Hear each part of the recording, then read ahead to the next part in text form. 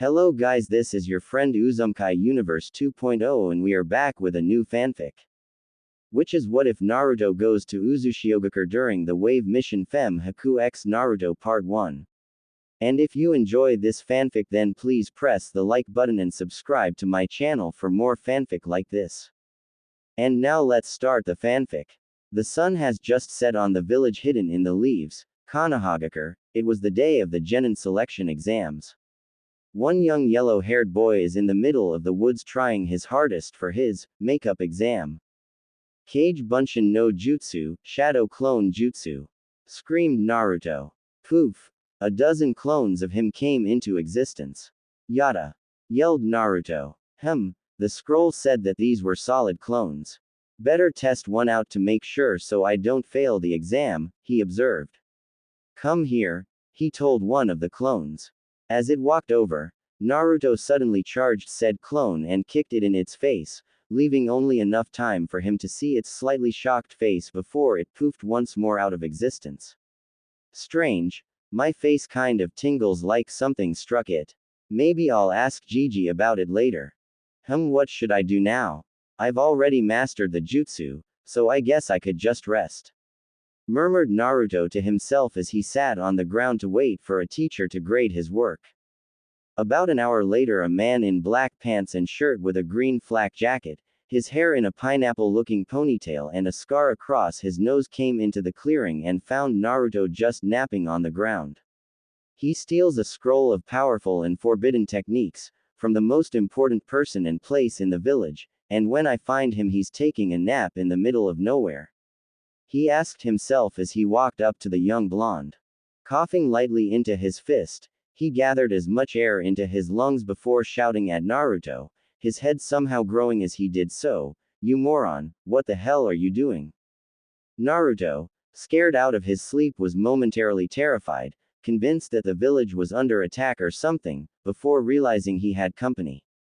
"Iruka-sensei, I found you, Datebao!" shouted Naruto.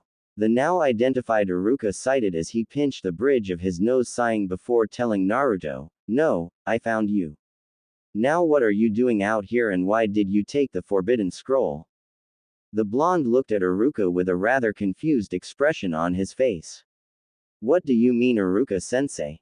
asked Naruto. "I'm here training for the makeup exam," he said as if it were the most obvious thing in the world, like the color of the sky, or the awesomeness of ramen. "He came out here to train.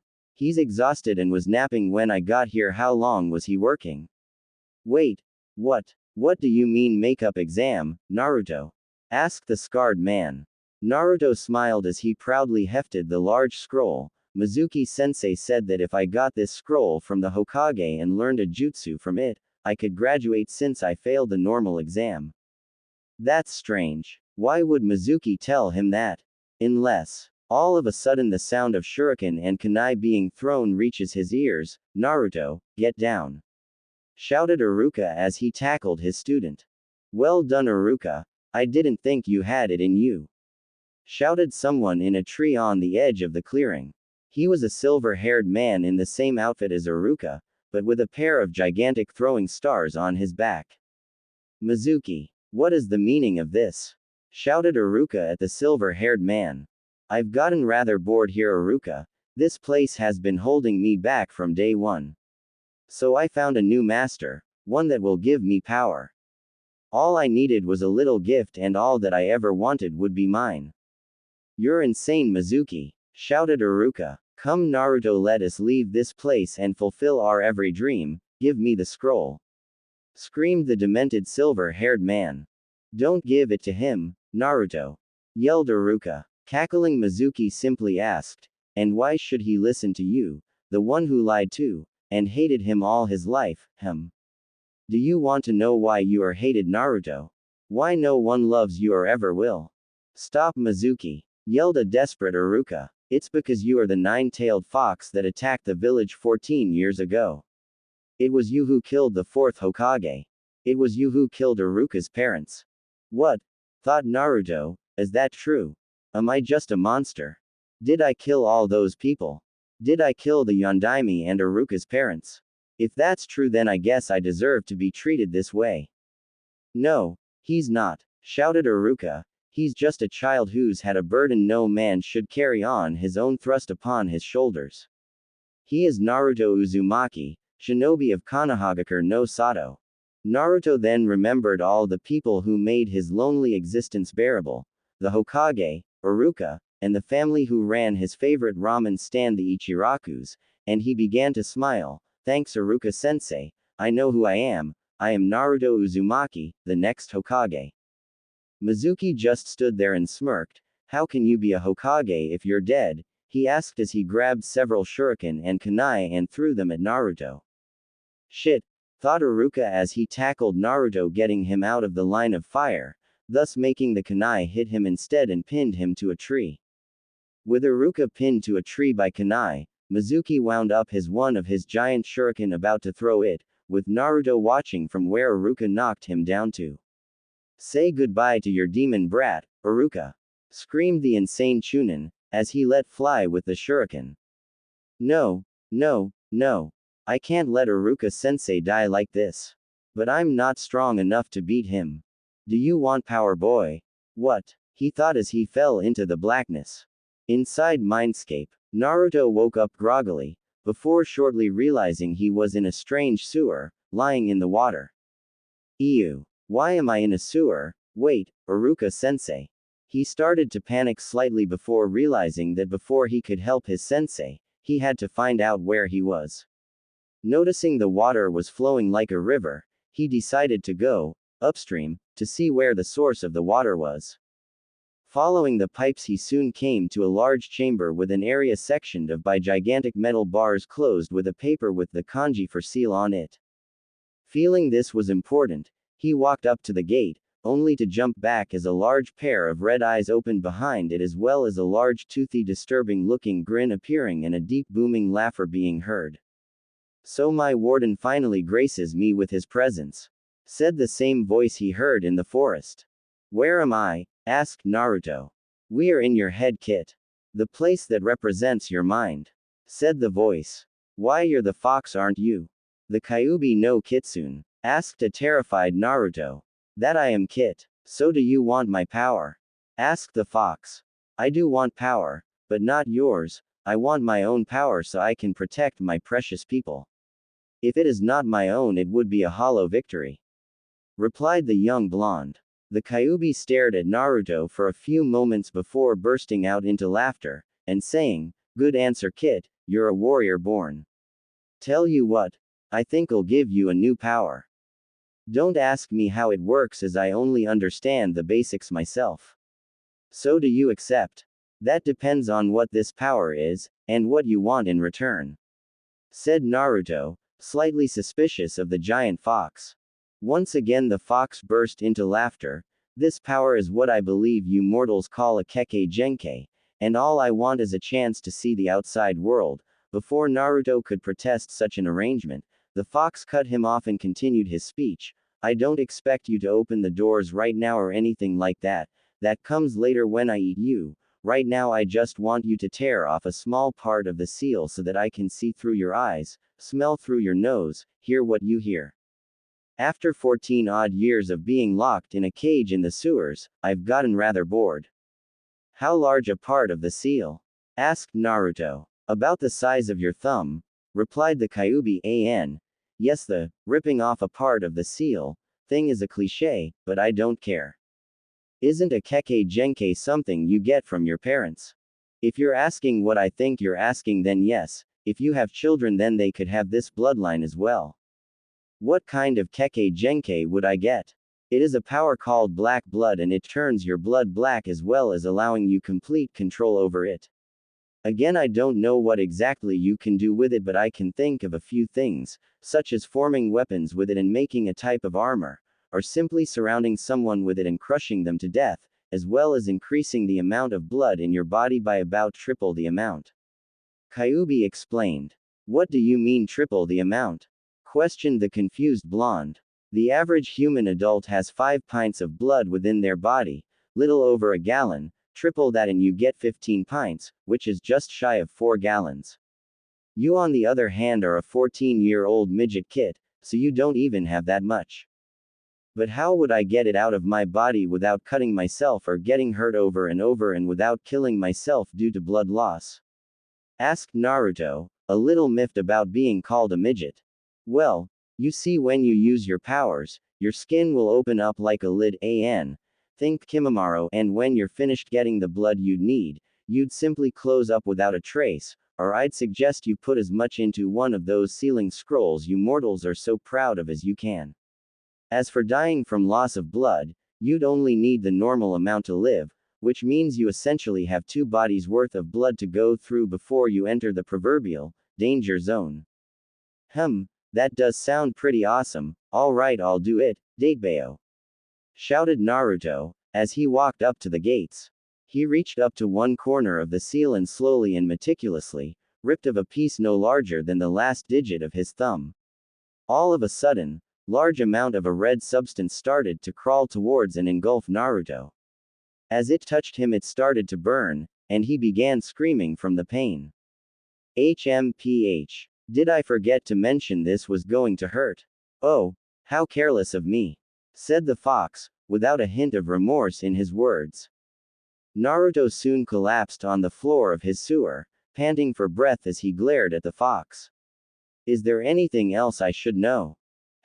Let's see. Well, since this isn't a Dujutsu Kekkei Genkei, there are elements that combine to make it. In this case, along with whatever your natural affinity is, you now have an affinity for earth and wind. What do you mean? Asked the clueless blonde. Very well, you idiot kid, I'll explain. Mortals usually have what are called affinities to certain elements, which means that using a jutsu from that element is not as taxing as another. Take you for example, unless your natural affinity was already for fire, now that you have that black blood, a fire jutsu will always cost more than either an earth jutsu or a wind jutsu. Sugoi. So I have 3 affinities now? Asked a suddenly hyperactive Naruto. Silence. Screamed the fox, instantly getting Naruto to calm down. You might have 3 affinities, kid. Earth or wind might have already been your natural affinity. Scolded the fox, leaving a sheepish Naruto. So my blood is now black. You said I had complete control of it. How does that work? How do I control it? Wondered Naruto. Yes, it is, and from my understanding you simply have to channel chakra to your black blood and then it will bend to your will. Now I believe you have a teacher to save Kit. Iruka-sensei. Holy crap, I forgot all about him. How do I get out? How do I get out? Screamed a now panicking Naruto as he ran around in circles waving his arms around like a maniac. If you allow me to speak I will answer you. If you wish to leave all you simply have to will it. But before you go, I don't suppose you could do something about this place, could you? It is rather depressing, said the fox. I'll do as much as I can when I have the time, promised Naruto even as he felt once again that he was falling into darkness. Real world. Naruto came to just in time to see that the giant shuriken that Mizuki had let fly had moved perhaps a foot from where it had been before he had met with the fox.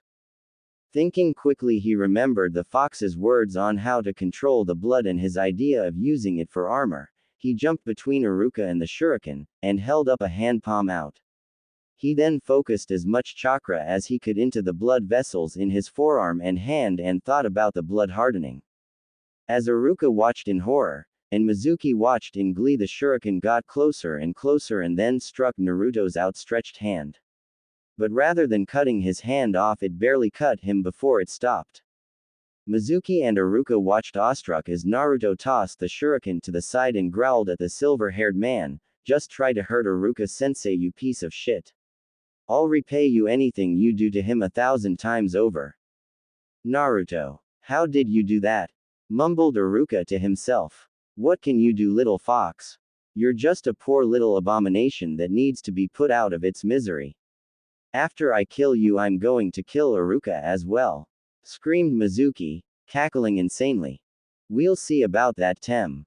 Yelled Naruto as he made a classic hand sign, Taju Kage Bunshin no Jutsu, multiple shadow clone jutsu.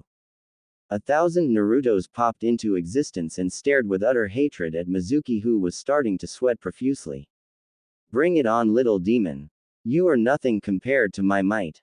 Suddenly a strange black substance came out of and covered every Naruto's cut right hand, covering his arm up to the elbow.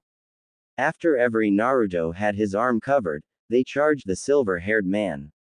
One kicking later, a beaten and bloodied Mizuki lay on the ground as a sweaty and exhausted Naruto stood panting over him panting.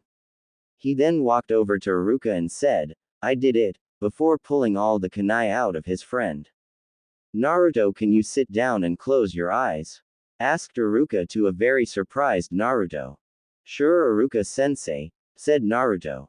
Soon he felt a strange weight on his head and had to resist the temptation to look. "All right, Naruto," said Iruka, causing the blonde to open his eyes. The first thing he noticed was that Iruka no longer had his Hitai-8, which caused him to feel his forehead. He then started to tear up as he felt Iruka's Hitai-8 on his head.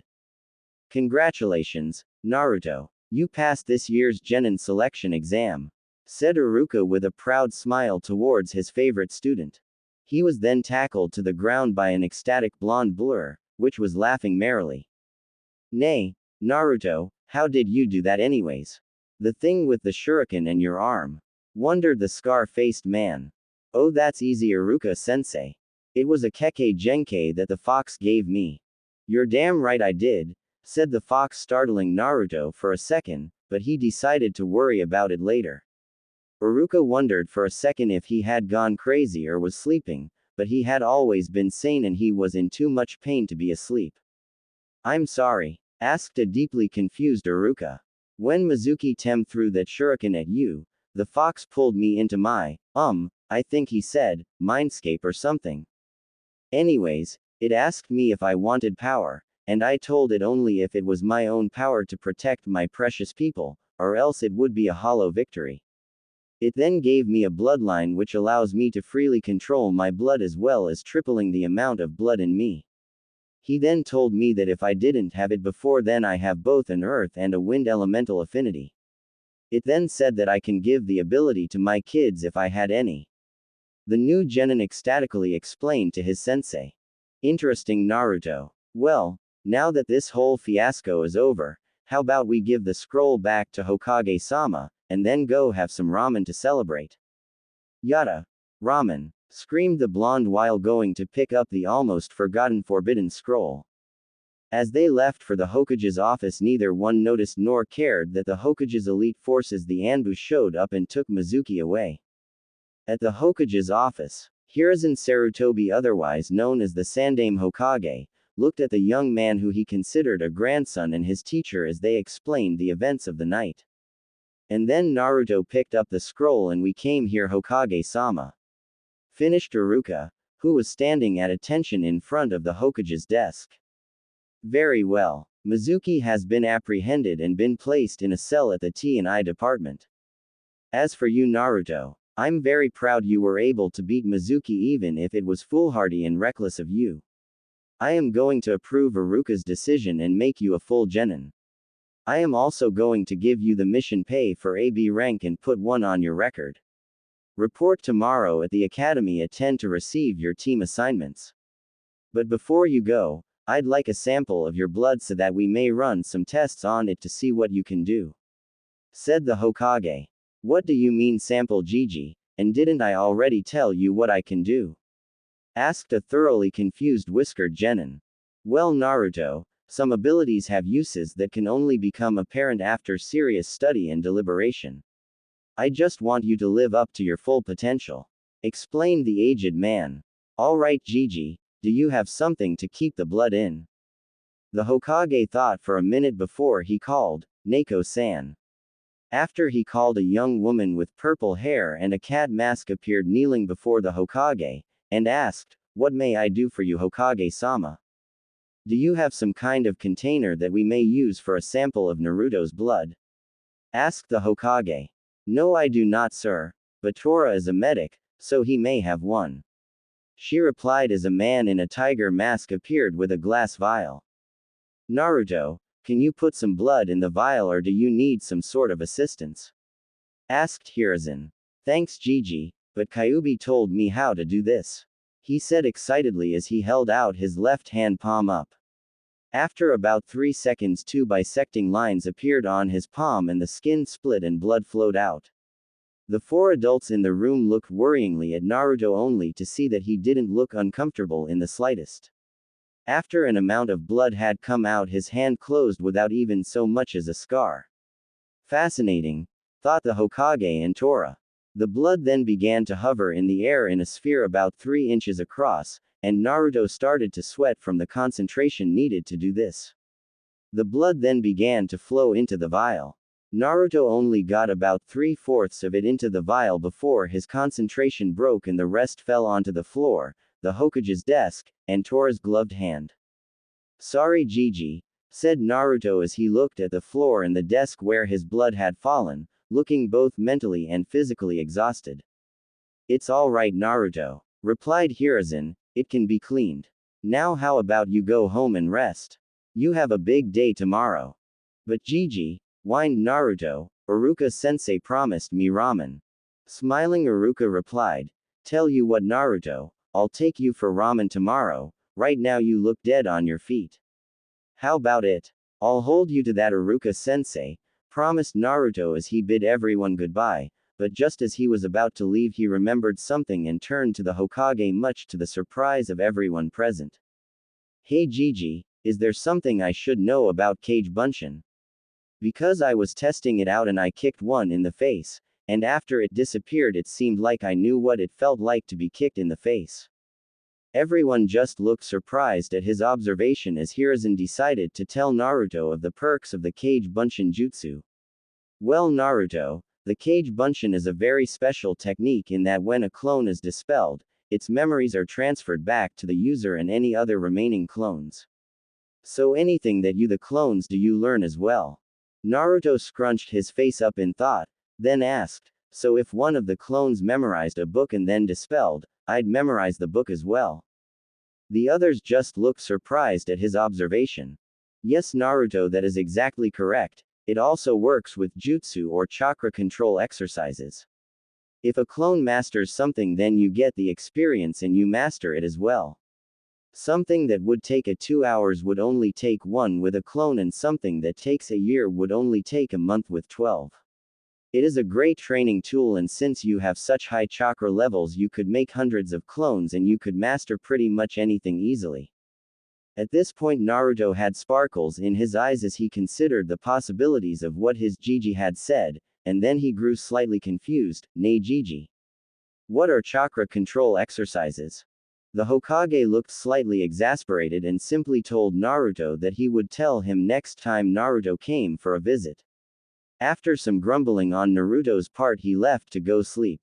After Naruto had gone he turned to Tora and told him with the utmost seriousness and a tone that said, do not fuck this up, I need you to go to the hospital and have the leading hematologist run every single test imaginable twice on this sample, I don't care if he's sick with only hours to live. This power was born of the fox, and I don't want any unneeded complications. Do you understand me Tora? Hi, Hokage-sama, said Tora as he disappeared to do as the Hokage told him. After he left Hiruzen dismissed Neko, sighed and turned to Iruka, what do you think, can we trust Naruto's new powers? Iruka thought for a moment before replying, we may not be able to trust his new ability, but I place every trust imaginable in Naruto. I agree Iruka, but it is better to be safe than sorry. I'm going to be putting a tail on Naruto for a while to make sure his new ability doesn't have drawbacks, said the now rather solemn Hokage. How long will this tail be on him? Asked the Chunin. Hiruzen thought about it and said, until his first C-rank mission. Iruka seemed to accept that and bid the Hokage good night. After he left, the Hokage swiveled his chair to face the window and sighed. It's going to be a long next few days. After Naruto had done all the things necessary to go to bed he crawled inside and just as he was about to drift into unconsciousness. Kid, we need to talk. I will be doing as much of the story as I can, however I've only ever watched the anime up to Naruto getting Tsunade's necklace and after that I've only ever read the manga and watched the Snow movie. If people want a filler arc then an adequate number of people have to request it in time for the arc, I'm not going back. Also, this will not be one of those fics where he's a goddamn pariah. No daily beatings, no drunk shunin stabbing him when he was 6, no having to steal from people because when he bought things he ripped off or get something moldy, the worst he gets is hateful stares and hurtful words. He's lonely and that's it. I will try to do, but that will only be after the time skip when he is 17. I've been thinking about it and I've decided to change the elemental affinities to earth and wind, because as far as I know there is no bloodline for that.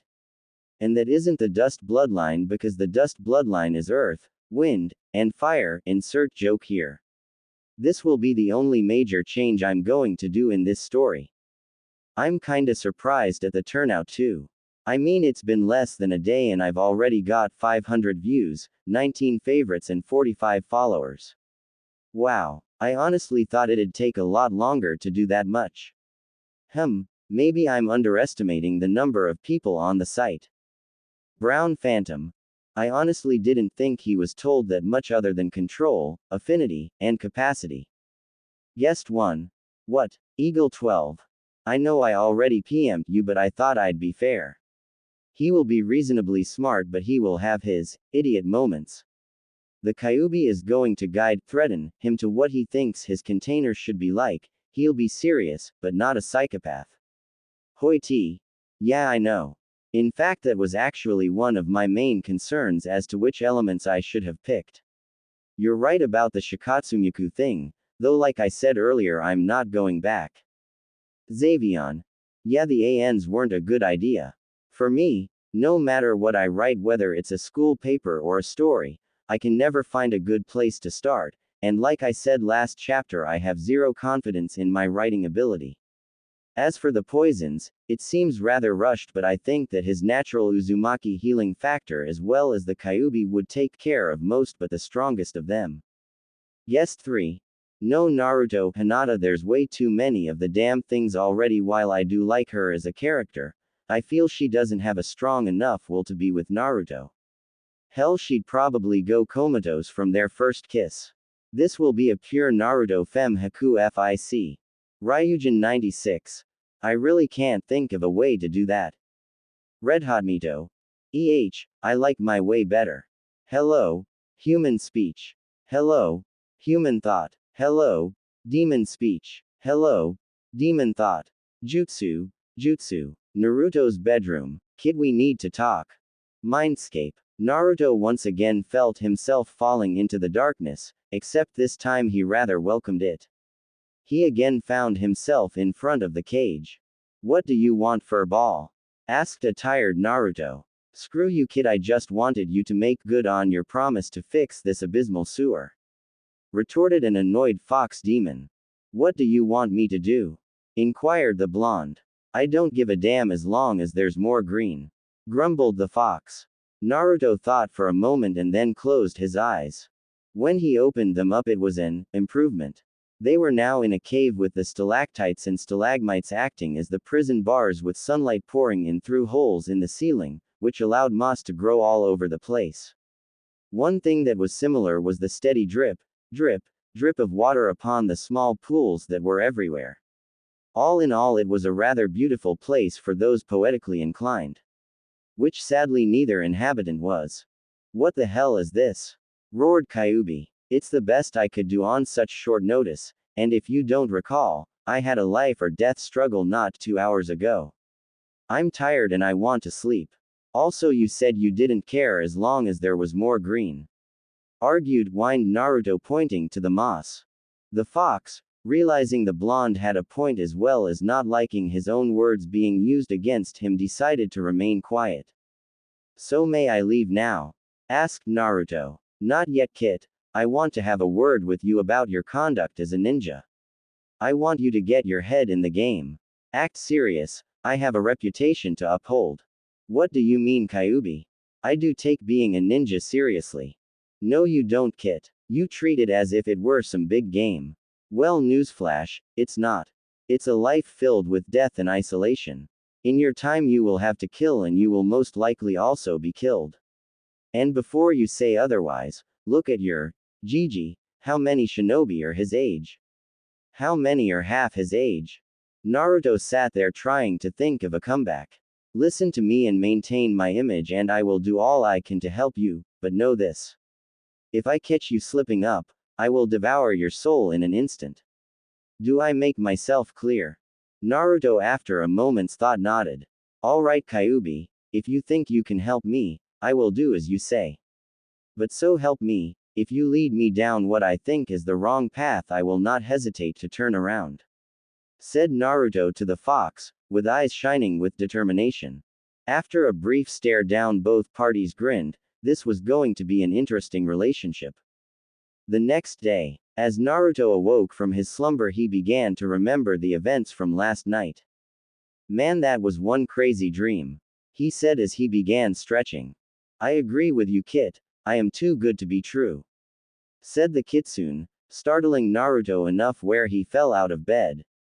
What the hell? Yelled Naruto as the Kyuubi laughed at him from inside his head.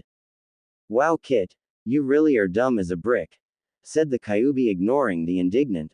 Oi, weren't you supposed to do something today?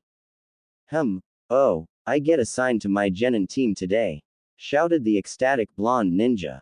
As he started to get dressed, he suddenly found himself flinching at the sharp reprimand coming from within his head. I swear to whichever god you believe in most that if after today you wear those disgusting orange eyesores, I will follow my brother and give you such horrible nightmares you won't sleep for a month. What's wrong with my jumpsuits? Shouted an indignant Naruto. They are abominations, and to throw them out would do a disservice to the trash. As well as they are highly impractical in the field. You might as well just hold up a gigantic sign that says, "Over here, come kill me." Also, you don't have to say your answers out loud. While it would be funny to see the villagers' reactions to you talking to yourself, I'd hate for you to be in a room for crazy people. After a little more arguing, Kyuubi managed to convince Naruto to give up the jumpsuits. At the academy, as Naruto was walking in to get assigned to his team, he nearly bumped into another person. This boy was Kiba Inuzuka, another graduate who had fang tattoos on his face and what to Naruto seemed like a strange obsession with dogs. Hey Dobi, what are you doing here? Only the people that graduated should be here, asked Kiba, shouting for no real reason. As Naruto was opening his mouth to respond, he listened to what Kyuubi told him to do, and so he just smirked, pointed to his Hitai-8, and walked past the flabbergasted dog lover. Looking around for a seat, he decided to take one near the middle of the class, in an empty row, and just observe the rest of the class. After a while, twin purple and red blurs shot into the classroom. One. As they stopped just inside the door, you could tell it was two young girls, one a platinum blonde, the other a pinkette. As they went off on each other about Kami knows what, Kyuubi decided to strike up a conversation. What kind of kunoichi has pink hair? Shut up, Kyuubi. Sakura-cha. Silence, Kit. Why do you even like her? All she does is hit you while fawning over duck over there. Come on, Kyuubi, she's not that bad. For once, Kit, you're right. She's worse. As they had their silent argument, Iruka walked in and saw that everybody was there, so he decided to start. All teams are canon, too lazy to do anything else. Team 7 had been waiting for over an hour and they had gotten bored. Sasuke was simply brooding in a corner, Sakura was fawning over him trying to strike up a conversation, and Naruto was hovering somewhere between states of consciousness. Naruto! Yelled Kyuubi, startling Naruto out of his semi-conscious haze. Yeah, if you're bored, why don't you practice with that gift I gave you? Because I don't know. Why not? Nothing else to do. What do you have in mind? Why not simply try to make shapes out of the blood? Shrugging, Naruto held out his right hand palm up, which didn't go unnoticed by his teammates, who were wondering both what he was doing and why he was even there. To their shock, Naruto's hand suddenly split open and some kind of black substance was pouring out. Neither could really look away from the spectacle, but for rather different reasons. I think I'm gonna be sick, thought Sakura, turning a little green. How is the Dobi doing that? Wondered Sasuke, finding himself interested despite his self-imposed aloofness.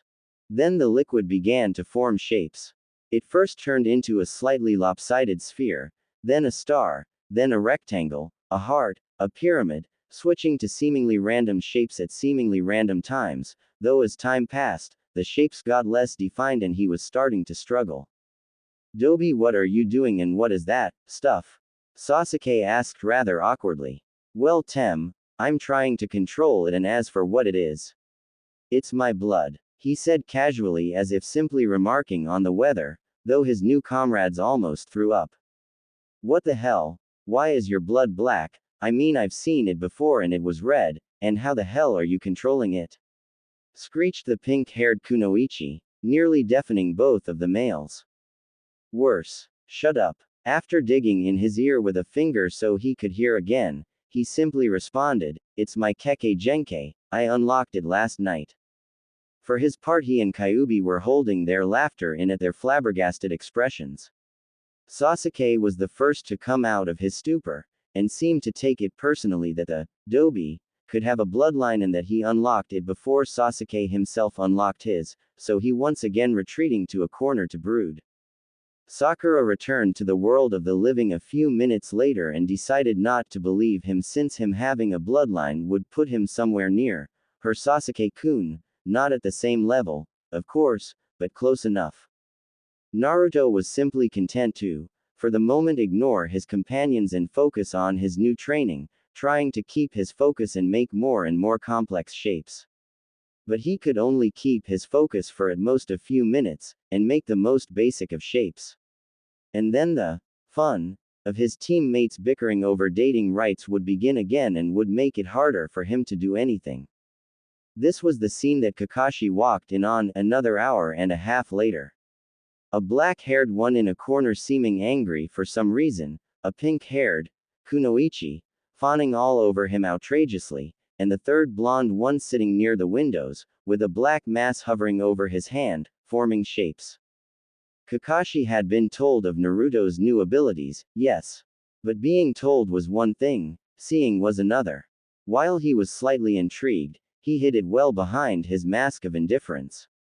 Team 7, he lightly asked, which apparently startled the new genin. As the brooder shot to his feet, the pink-haired one jumped so hard she fell out of her chair, and Blondie lost all concentration and the black liquid just fell to the desk. You know you're cleaning that, right? Deadpanned the Junin. After some mild cursing he continued with, meet me on the roof in 5 minutes. Before vanishing in a swirl of leaves. So how about we introduce ourselves, you know, likes, dislikes, plans for the future, dreams, things like that. Said Kakashi lightly. Well, sensei, how about you do it first and show us how it's done? Asked Sakura. Alright, my name is Kakashi Hatake, I like many things, I dislike a few things, and I really don't have a dream. Now you Pinky. Slightly miffed at the nickname and the lack of information, Sakura said with some obvious strain in her voice. My name is Sakura Haruno, I'm the best Kunoichi in the class. I like Sasuke, and hate Naruto, and my dream for the future. Well, she looked at Sasuke at this point and gave a squeal that sent a slight shiver down the spine of the three men. Pointing at Sasuke he said, You're up, sunshine. Sasuke, HMPHED, and began, My name is Sasuke Uchiha, and I don't have very many likes, which means I have a large number of dislikes. I don't have a dream, but I do have an ambition. To kill a certain man and restore my clan. Kakashi sighed as Sakura blushed at both his ambition and how cool he was. Alright Blondie, you're up, he said, pointing to Naruto. Naruto paused for a moment, and then, once again following the advice of Kyuubi, simply shrugged and said, Naruto Uzumaki. After a few moments of silence, Kakashi asked, Well, what? Are you going to finish? I did. No, you didn't. All you gave was your name. But isn't that the same amount of information you gave Kakashi-sensei? Kakashi once again sighed, and decided to let it slide for a bit, as Sakura was berating Naruto for trying to be cooler than her Sasuke-kun.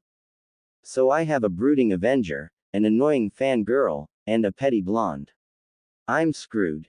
Well, now that we're introduced, at this point Sakura just HMPHED, let me tell you about your next test. What do you mean, Kakashi-sensei? I thought we already passed our Genin test. Asked Sakura. Well, Sakura, that was just to weed out the hopeless. This next test is to sift out those with actual potential, and has a 66% failure rate. This test will take place at Training Ground 7 at around 7 o'clock tomorrow, don't be late. Oh, and you probably shouldn't eat breakfast or else you'll throw up. Yane.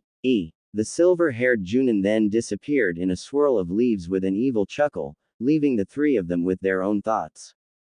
HMPH, I'll no doubt pass this test. These losers probably won't, and then I'll be apprenticed to a Junin and I'll get strong enough to kill him. I don't care if Naruto passes, I just want to be with my Sasuke-kun. I really hope I don't have to do all this crap again. Too many life or death struggles are bad for you. Speak for yourself. Somewhere in town, walking around, Naruto was simply wondering how to pass the time. What do you think, Kyuubi? Well, you could go shopping for clothes, or do that clone thing the decrepit old man was talking about. Hey, Gigi is not a decrepit old man, Dadbao. Whatever, just do something, you're boring me. Naruto then walked into a shop called Higarashi's, considered by many to be the best place in town for ninja supplies. Hello, can I help you? Asked the girl behind the counter. Yeah, can you direct me to the ninja clothing section? Not if that's what you're going to wear. It's in the back just past that rack of swords. If you need anything, I'm Tenten.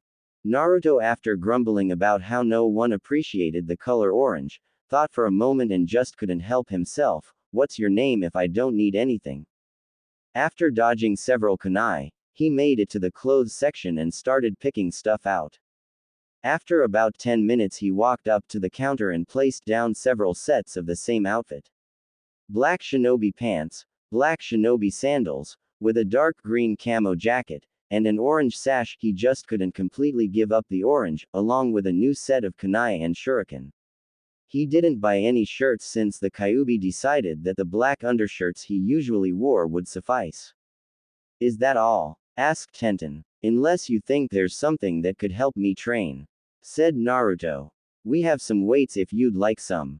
So Naruto picked some arm and leg weights as well as a vest, all of which were adjustable. Then, after paying for everything, Naruto took the clothes to his apartment, changed, put on just enough weight to make it hard to move, and went to go train for a bit, since it was only around noon. 2. Random training ground. Naruto was wondering of what to do when Kyuubi told him, why not send a clone or two to the old man and ask him for one of those exercises, and go send a couple to the library for some books. But books suck. They're boring. Perhaps I phrased it wrong, Kit. Send about 10 clones to the library now. Although, you should probably henge them so nobody wonders why there are 10 of you at the library. Fine, you stupid fox. About 3 hours later, over 100 Naruto clones were lining up with their own separate trees, all had bruises and scratches, and all were panting. Another 100 clones were working on controlling the black blood. All the while that this was happening, the real Naruto was simply working on his body, push-ups, pull-ups, sit-ups, laps, punching and kicking a training log, and throwing kunai and shuriken. This was the scene that Iruka walked in on as he was about to take Naruto for some ramen. Wow, he only heard about it yesterday and he's already using the Kage Bunshin shadow clone to help him train. He's going to be terrifying in his prime. Hey Naruto, how about we get that ramen I promised you and you can tell me about your new sensei? Sure, Iruka-sensei, just let me do something, he responded as he turned back to his clones. Alright, if you're almost out of chakra, dispel. The rest of you henge and go to the library and just read whatever. At this point, most of the clones dispelled, leaving only around 10 with the original Naruto and those at the library, giving them a massive case of memory overload and a huge headache. What the hell? Screamed the blonde. Well, that's what happens when you get several weeks' worth of memories in a single second. Explained Iruka. So dispel slowly next time, right? Yeah. Naruto's apartment next day. Naruto was about to leave, when Kyuubi asked, "Kid, why haven't you eaten anything?" "Well, Kakashi-sensei told us not to since we would puke." "No, he suggested you not eat." "There is a rather large difference. Besides, if he is going to work you as hard as he said, then you're going to throw up regardless of whether or not you have something in your stomach, and if he's as late as he was yesterday, then anything you eat now will have been mostly digested by then." "I suppose you have a rather good point, Kyuubi. Do you think I should send some clones to the library now?" "Sure, Kit. You should also leave a number here to practice wall walking and then ceiling walking." Training ground. "Hello, Sakura-chan, Tem," said Naruto casually. "Dobi, what are you wearing?"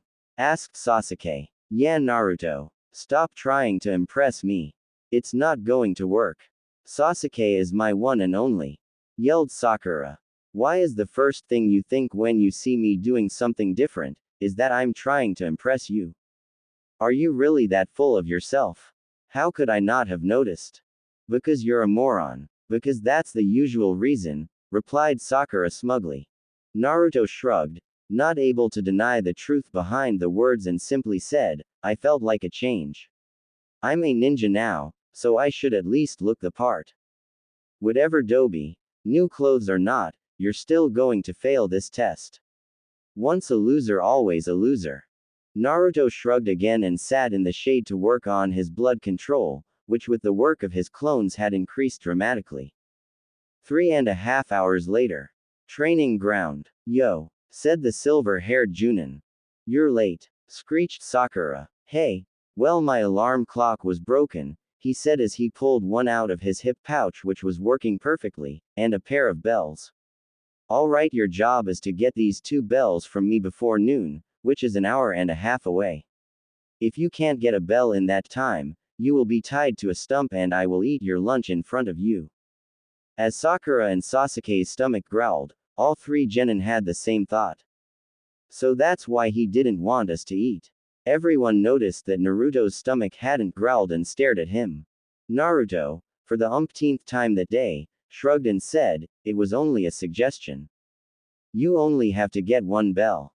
There are only 2, so one of you will definitely be tied to the stump, and the person who doesn't take a bell fails. So at least one of you will be sent back to the academy. If you want, you can use shuriken and kunai, you won't succeed unless you're actively trying to kill me," said the Junin, much to the shock of the 3 genin. "But, you'll be in danger. Shuriken and kunai are lethal weapons," shouted the smartest member of the team, Sakura. "I highly doubt that. In fact, I'm pretty sure you're more in danger of hurting yourselves with those pointy objects than you are of hurting me," he replied cheerily. At this, the 3 genin were seething and ready to attack the man. He let the statement hang in the air, just to get that extra juicy dose of weak killer intent from his genin. "Now, begin." As he said this, all 4 of them jumped in different directions, with Kakashi going to the middle of the clearing. A rather nice breeze began to blow across the training field. The Junin looked towards the forest. Not bad. I can sense them, of course, but they could probably hide from any genin to low-level Chunin opponent. As he thought this, he felt a presence behind him and turned to see Naruto just standing there nonchalantly. "Or not. You know that you're supposed to be hiding, right?" wondered the Junin. "Something tells me that even if I tried to hide from you, I wouldn't be able to. I mean, you are a Junin for a reason. If a genin could sneak up on you, then you suck at your job," said the boy to the Junin. "Thanks for bringing up that point, Kyuubi," thought the boy to his demon. "No problem, Kit, though I am going to have to stop spoon-feeding you the answers," said the Kyuubi. "Oh, you caught that?" asked Kakashi. "There's also no way that a fresh from the academy genin could so much as touch you without a direct line to Lady Luck, so something else is going on. I don't know what that something else is, but there you go." Impressive. He figured about half of it out. "I'll have to silence him before he can tell the others," thought Kakashi. "As a Junin sensei, I am supposed to teach the 3 basic shinobi arts.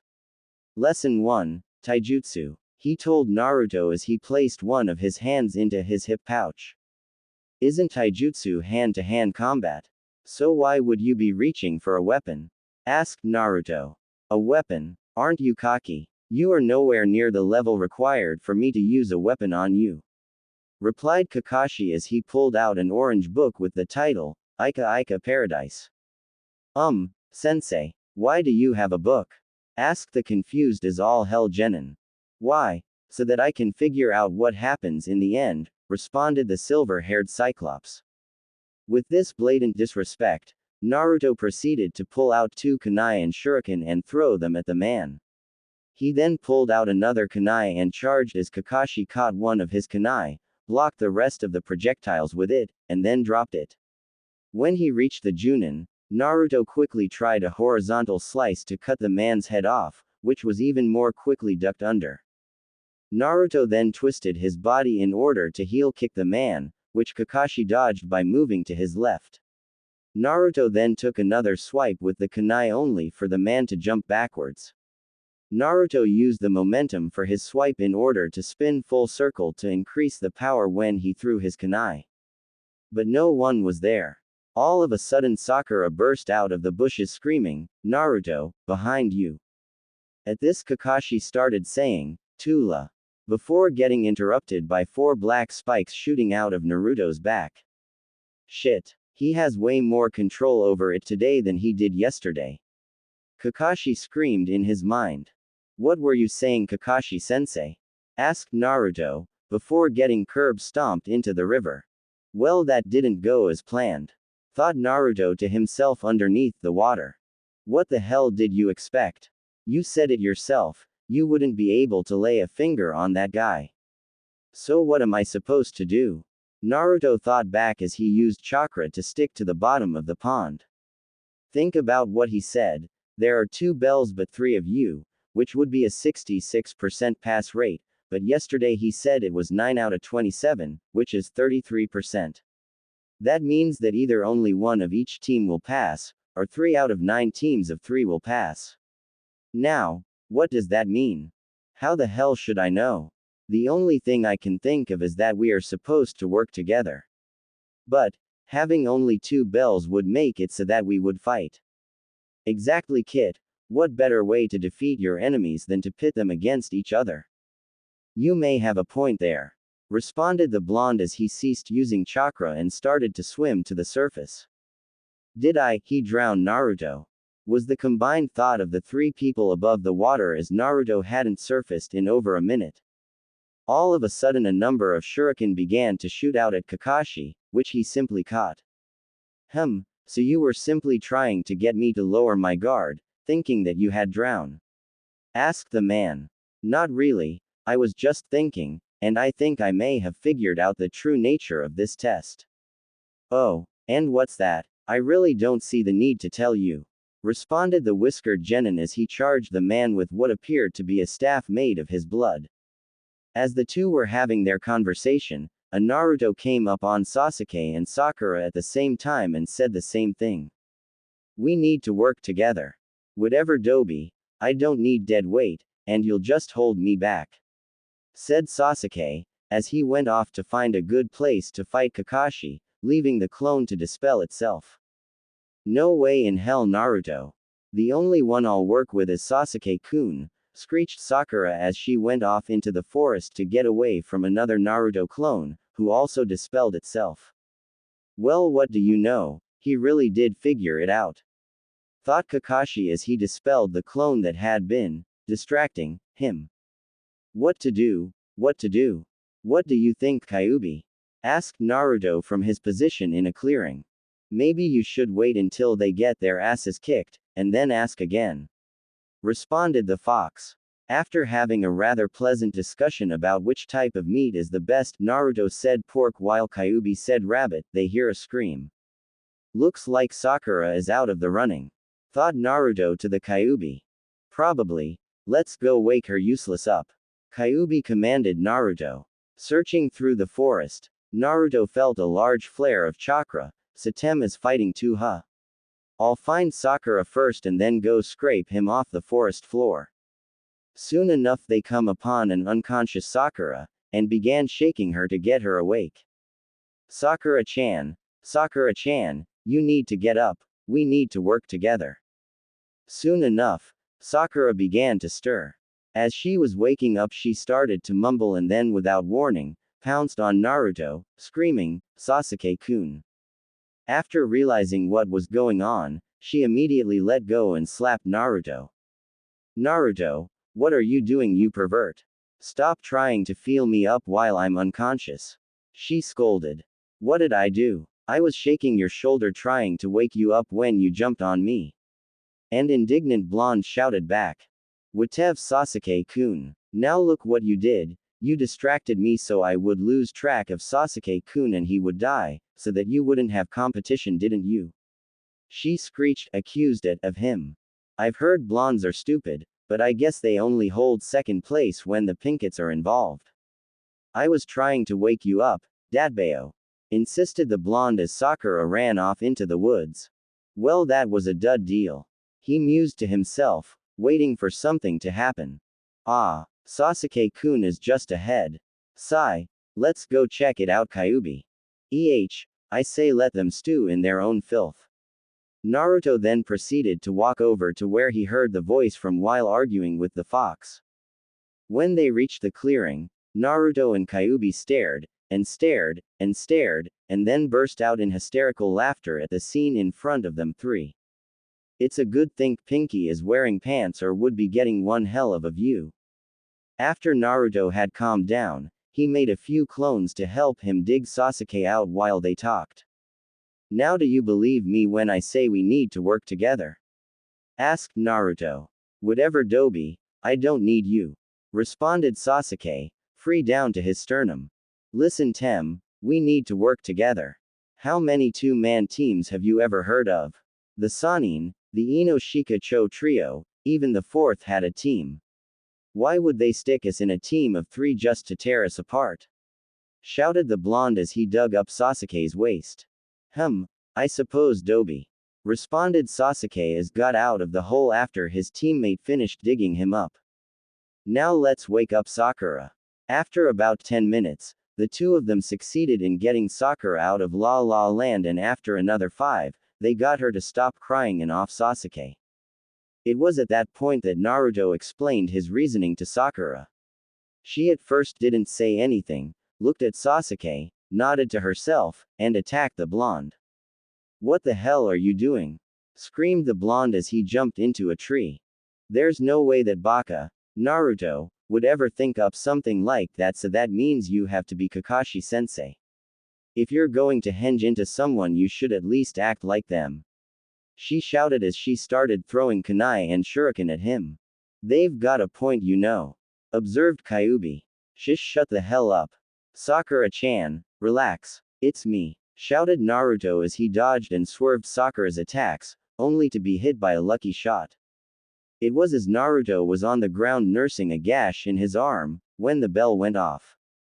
5 minutes later, it was an awkward silence that the three genin potentials shared as Kakashi walked up to them, with Sakura tied to a post, Sasuke sitting there, and Naruto with his arm wrapped in bandages. What the hell was that? Kakashi near about screamed at the three of them. This was a total disaster. Sasuke, you decided that the others were worthless and would only bring you down, and then when Naruto was under attack, you did nothing to help him. Sakura, you did absolutely nothing but try to suck up to Sasuke, and Naruto, you tried to do everything by yourself. Naruto did figure out the test, but I need to see actual teamwork, not just talk. Let me ask you something, do you think this is a game? You make me ashamed to be called shinobi. If I had my way, you would be dropped from the program, but I'll give you one more shot, and that's it. Eat your lunches, but Sakura doesn't get any. And with that the man left the three of them with an awkward silence. So what now? Asked Sakura. Here, Sakura-chan, I ate breakfast so I shouldn't be too affected by not eating, and we all need our strength. Responded the blonde as he held out his bento. Here, Sasuke said suddenly as he too offered some of his bento box to Sakura, saying, we can all share, that way we all get to eat some food. And besides, what better way to show teamwork than to feed a starving comrade? As the two males were taking turns feeding the girl, a huge cloud of smoke poofed into existence and out of it Kakashi appeared. You. He screamed, effectively making the three genin crap themselves. You. Pass. 3. Kakashi finished with a smile, getting a WTF face from all of them. Huh, was the combined intelligent response. You pass. You are the first to disobey me and feed their comrade, and a true ninja must see underneath the underneath, said the silver-haired man as he walked to the stone in front of the posts. This stone has a list of heroes.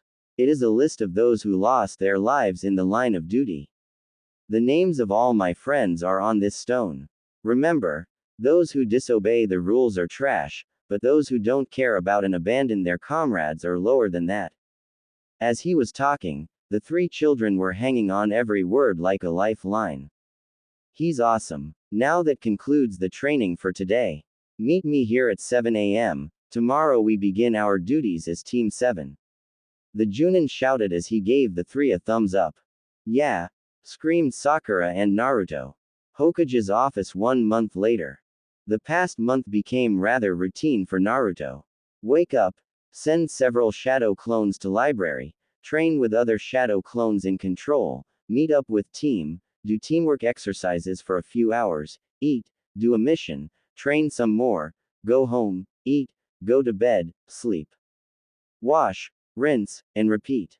Naruto once more followed the fox's advice and started pumping as much blood as he could into a pair of sealing scrolls, which led to an incident where he had to go to the hospital from lack of blood. With his exercises in control of both his chakra and blood, he is now able to make rather complex shapes for longer periods of time, however, the more complex, the less time he can control it. The third Hokage was sitting at his desk once again reading the report on Naruto's blood sample. Subject: Naruto Uzumaki. Full report. This new type of blood, while exactly like normal blood in most ways, has distinct differences to normal blood. The most obvious being that it is black. 4.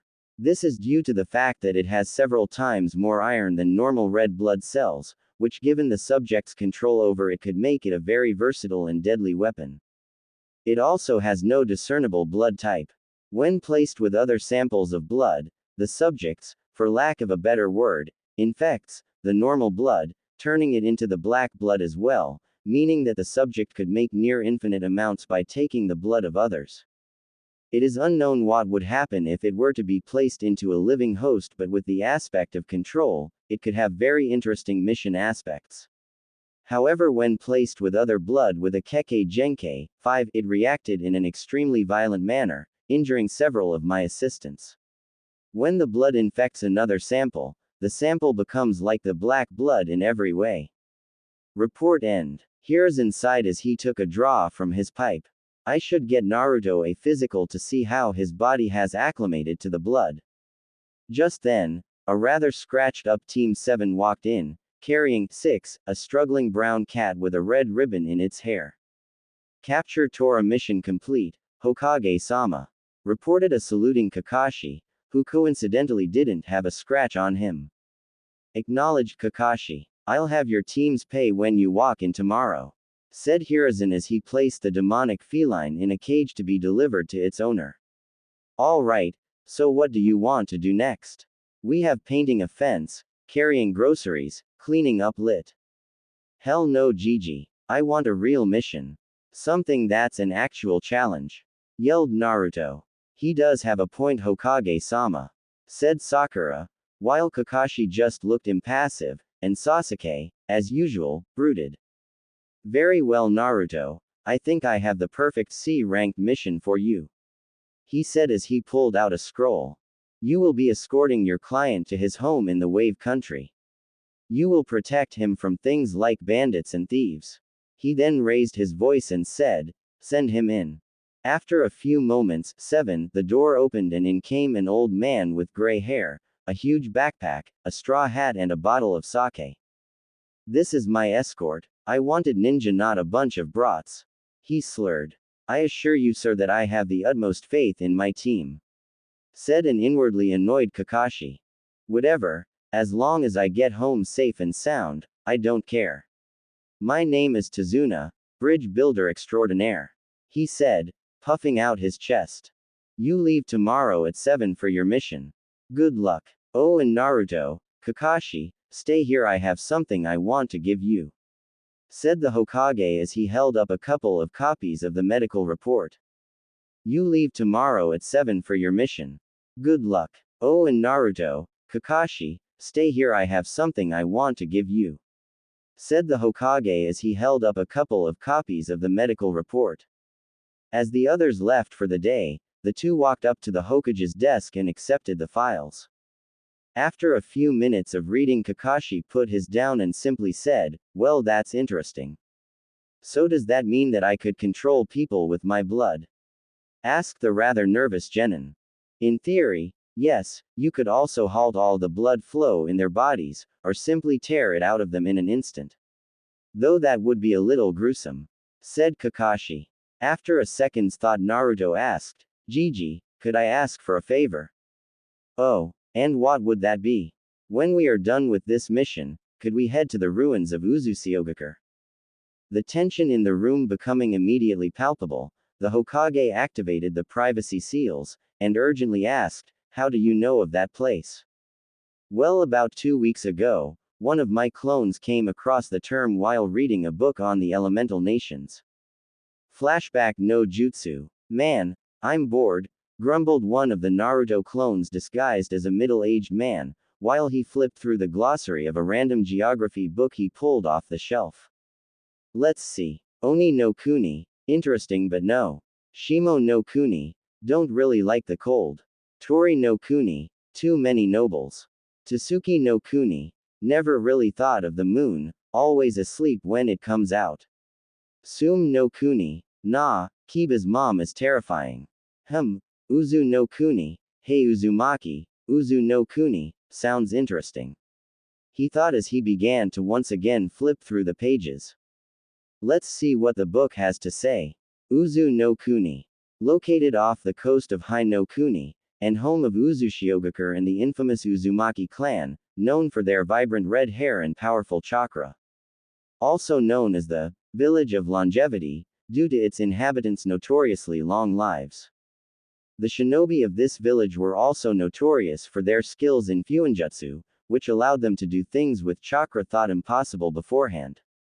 The village was well known for its relationship with Konohagakure, with the Uzumaki being one of the 3 clans which helped found it along with the Senju and the Uchiha, as well as for the Uzumaki clan's relationship with the Senju clan, with the first Hokage marrying one of its members. In fact, this relationship between villages led to the Uzushiogakure symbol being put on the flak jackets worn by Chunin and Junin level shinobi of Konohagakure as a symbol of trust and friendship between the villages. Unfortunately, the village was destroyed and its people, if not wiped out, then scattered to the winds, during the Second Shinobi War, which has had a major impact on the world of shinobi and fuinjutsu, which may never be recovered. My clan was famous. They had an entire village. Why has nobody told me about this? Is this why I don't have a family? So the spiral is the symbol of another village, huh? Fuinjutsu, maybe I should give it a shot. I wonder if I could ever visit the place where my ancestors lived. The place which could have been my home, thought the clone as he dispelled. Flashback no Jutsu Kai. After that, I decided to learn some more about fuinjutsu and Uzushiogakure.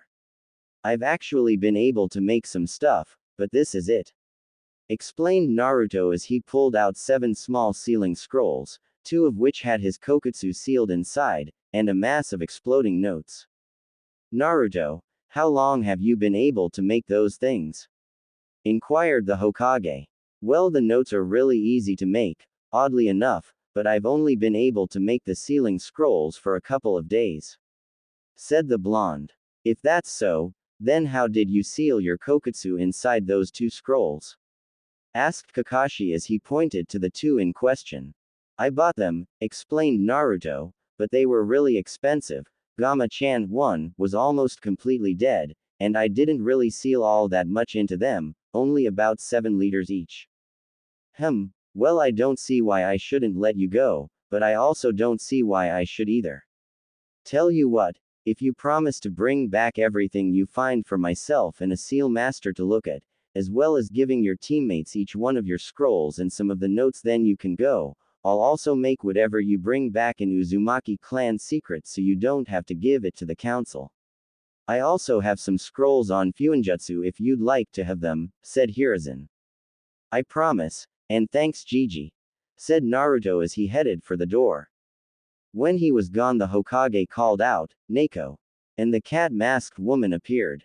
Yes, Hokage-sama, what have you observed about Naruto's new ability? He seems to have a high degree of control over it, as I have seen him make some very inspired shapes. I have also watched him make several different weapons such as a claw, a katana, a tanto, a scythe, and an odachi. He also made a shield, and is apparently able to make his blood harden both over and under his skin to make a form of armor, with which he was able to break one of his clone's hands. He can control the blood up to 30 yards, though he can't make very complex shapes at that distance. Interesting, it would appear that he has been taking his training rather seriously. I wonder how he has been doing on his tree walking. Mused the Hokage. Naruto knows how to tree walk? Asked an incredulous Kakashi. Yes, I told him how the day after he graduated. Wait, how are you unaware of his abilities? What have you been teaching them? Asked the now infuriated Hokage. Teamwork. Kakashi timidly responded. Asked. Kakashi, I'm not disparaging you as a teacher, but you need to actually teach them something. Shouted the Anbu. They are my students, and I will decide what to teach them. What good are fancy jutsu if you don't have the teamwork to back up your squad mates? Shouted a pissed off Kakashi, angry that his competence had been called into question. So says the man who copied over 1,000. What good is teamwork if you don't have the necessary skill to back it up? Honestly, he does no jutsu, and if what you're saying is true, then he learned them on his own. Scrolls are teaching him more than you are. Shouted the equally furious Neko. Kakashi, you need to actually teach your students more than just how to be good squad mates. After they pass the Chunin exams, they may never be on the same squad again. Said the Hokage in an even tone. Kakashi simply huffed and left. So what jutsu did you see Naruto performing? Asked Hiruzen. Well, he knows a few wind techniques such as futon, Daitapa wind style, Great Breakthrough, and futon, Yuha Sho wind style, Beast Wave Palm. As well as a few earth jutsu such as Doden, Ganchiro no Jutsu, Earth Style, Earth Pillar Prison, and Doden, Doryuso, Earth Style, Rising Stone Spears. Interesting, perhaps I should get Jiraiya teach Naruto a few things if Kakashi doesn't. Like what? A few more shadow clone techniques like Shuriken Cage Bunshin, Shuriken Shadow Clone, Kunai Cage Bunshin, Kunai Shadow Clone, and Bunshin Daibakua Clone Great Explosion, some more seals, and how to control his tenant's chakra. Responded the old man. I just hope Kakashi comes to his senses and actually decides to teach them. So do I, Neko. So do I. Next day, main gates 7 a.m. Hello Tazuna. Hey Sakura-chan, Tem, I've got something for you. Said Naruto as he walked up to the gate. What could you possibly have for us that would be of use, Dobi, and where's your stuff? Asked a skeptical Sasuke. This is going to be a long mission and I'm not letting you borrow anything. Yeah, Naruto, yelled Sakura, agreeing with Sasuke for the sake of agreeing with Sasuke. Here, said Naruto as he tossed them each a scroll. A scroll. Wow, you want us to read? Thanks, Naruto, drawled Sakura, voice dripping with sarcasm only the biggest of morons wouldn't catch. It's a sealing scroll, said Naruto, slightly irritated. You use it to store things so that you don't actually have to carry as much, allowing you to travel faster and without as much strain. I have a few others, one of which has all my stuff in it. Wow, Naruto, where did you get it? Asked Sakura. Naruto shrugged and said, I made it. HMPH, yeah right Dobi, if you made this then it's not going to work. You probably just bought it somewhere and said you made it so you don't seem as useless. jabbed Sasuke.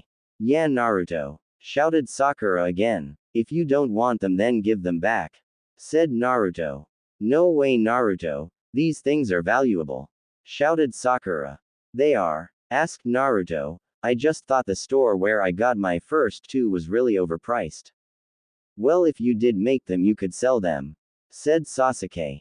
What about these? Asked Naruto, pulling out around 100 explosive tags. What the hell are you going to do with all of those? Screamed a panicking Sakura. I don't know. Set him off, responded Naruto. Where? The Hokage Mountain. Sakura was now getting slightly hysterical. Do you guys want some? Asked Naruto, not really caring for the slight mental breakdown his teammate was going through. Sure, said Sakura, calming down in less than a second. Sasuke just shrugged and held out his hand. After giving them each 30 tags, Naruto sat down near the gates to read one of the scrolls on Fuinjutsu the Hokage gave him. Main Gate 730. Hello everyone, said Kakashi nonchalantly as he walked up to the gates. You're late, screamed Sakura. Sorry, I was packing and I didn't notice the time, said Kakashi apologetically. Then you should have packed yesterday, said Naruto as Sasuke nodded. Is everybody ready to get going? Asked the Junin, completely ignoring the blonde. No, Kakashi-sensei, I was waiting for you to show up so I could ask you to wait for a few minutes while I fed my fish. Deadpanned Naruto. Anyways, do you want one? Asked Naruto holding out a sealing scroll. I don't see why not, said the silver-haired man after a moment's consideration. As he sealed his pack into the scroll, he turned to his team and client and said, all right, if we leave now, we should only have to camp once and we'll be there by noon tomorrow. Sasuke, Sakura, we have an addendum to our mission. What is it, Kakashi-sensei? Asked a nervous Sakura as Tazuna sweated in the background. Something which did not go unnoticed by the three male shinobi. When we are finished with the mission, we are going on a side trip to a place called Uzushiogakure. Which made Tazuna confusingly sigh with visible relief. We're going to an allied village? Asked the confused Pinkett. No, we're going to its ruins. The village was destroyed in the early years of the Second Great Shinobi War. So why are we going there? Asked Sasuke, finding the whole conversation pointless. Because I asked a favor of Gigi, explained Naruto. What do you mean, Naruto? Asked Sakura. I asked if we could go there after our mission was over with, since it wouldn't be too far out of our way. Why would you want to go there? Because I want to see my home, said Naruto cryptically. What do you mean, your home, Dobi? Konoha is your home. I'll give you 3 guesses as to who said that.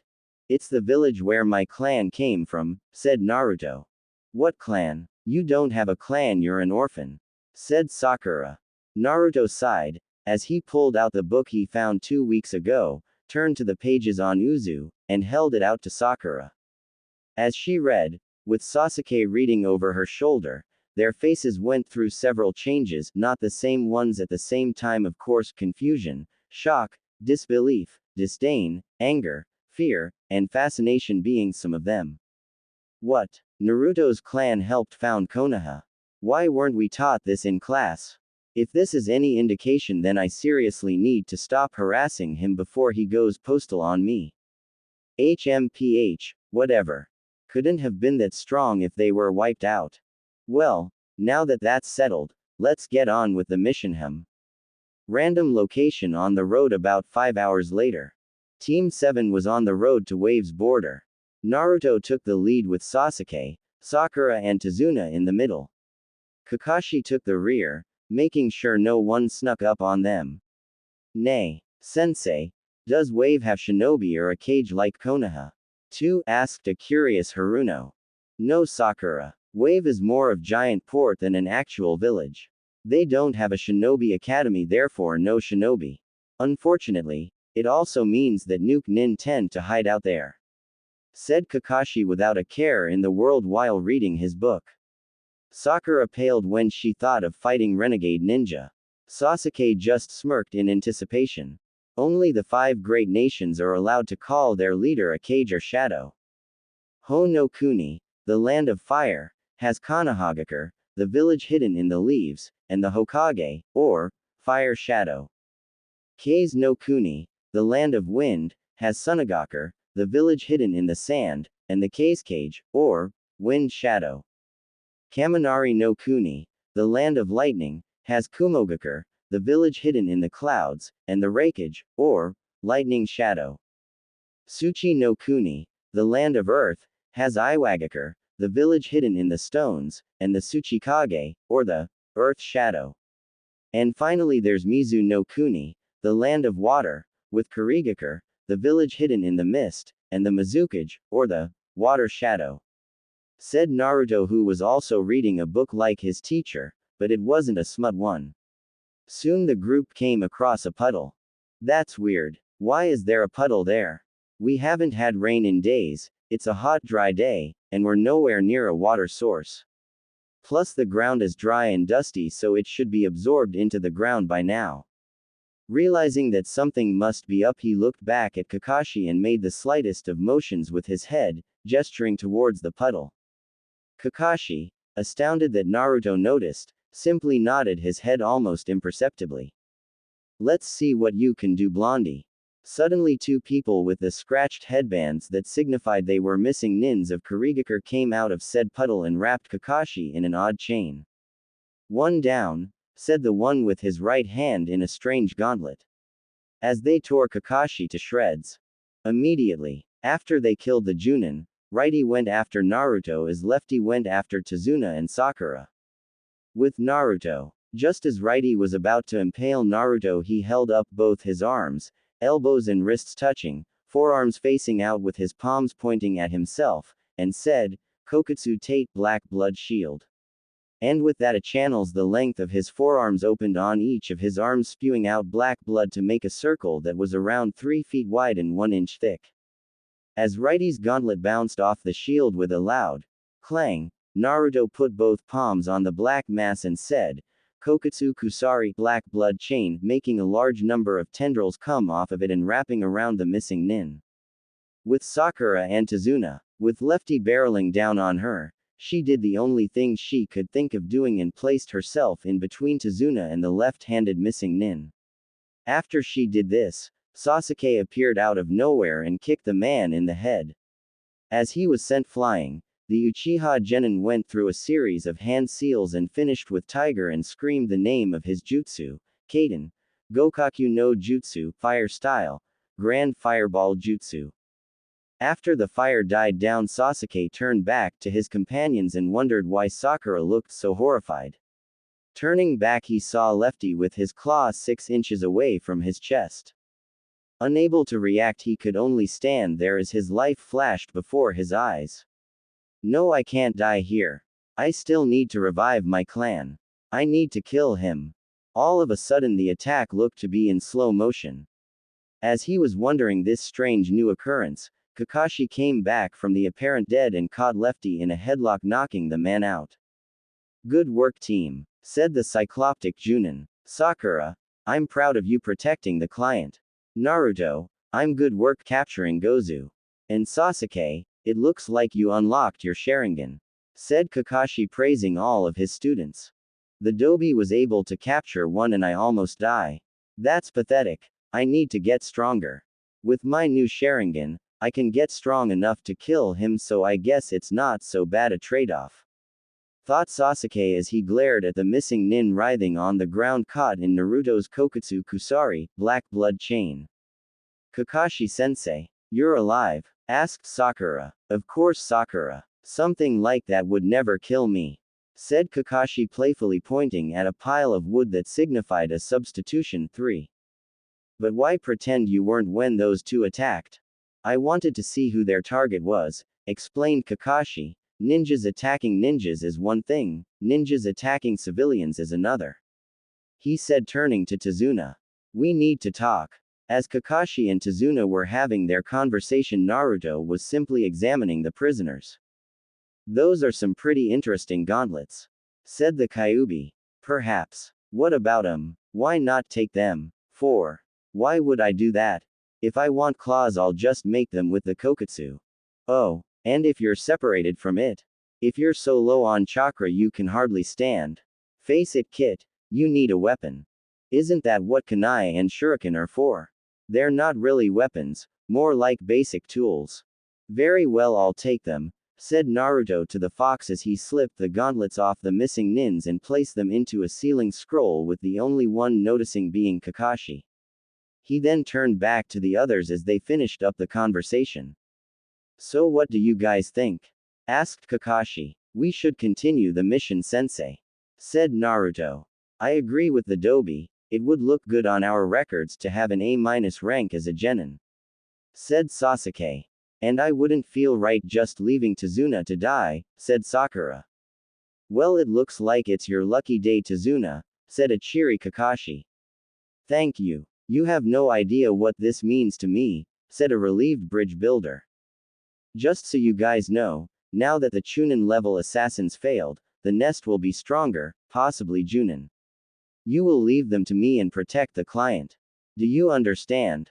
Hi Kakashi sensei, course the 3 genin. Good, now let's be on our way. Shoreline. As they came up to the beach, Tazuna walked up to a man in a boat and asked, Is everything ready? The man simply nodded and motioned for everyone to get into the boat. As they approached the other shore and saw the bridge, Naruto couldn't help but voice everyone's thoughts, albeit rather loudly. Damn, that's a big bridge, Datbeo. As Kakashi admonished the genin, the boat pulled up to the shores of Wave Country, signaling that their boat ride was over. This is where I leave you, Tazuna-san. Good luck, wished the boat driver as he sailed away. Forest clearing. Naruto had just mentally scarred a rabbit, when all of a sudden a huge Zanbato-type blade cleaved through the air and embedded itself into a tree as Kakashi yelled for everyone to get down. Suddenly a man appeared on the handle of the blade, balancing perfectly as he stared as the 5 people on the ground. Sharingan number Kakashi. No wonder the demon brothers lost. If you don't mind, I'm here to kill the old man, so just hand him over, he said as Tazuna paled. Zabuza Momochi, demon of the Bloody Mist. Bloody Mist that gives me an idea, what are you doing here? He said as he pulled up his Hite 8 to reveal his Sharingan. I already get to see the Sharingan, I'm honored.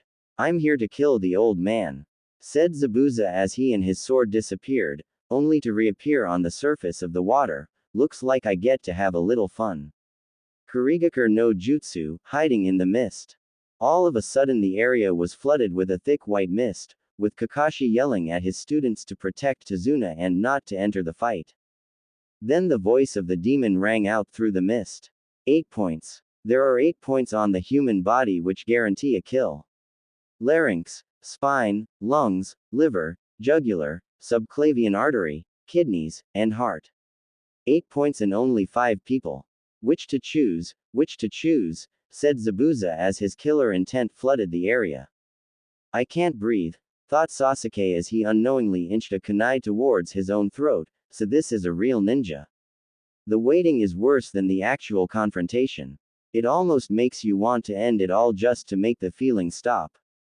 Sasuke, relax, said Kakashi, turning towards his student.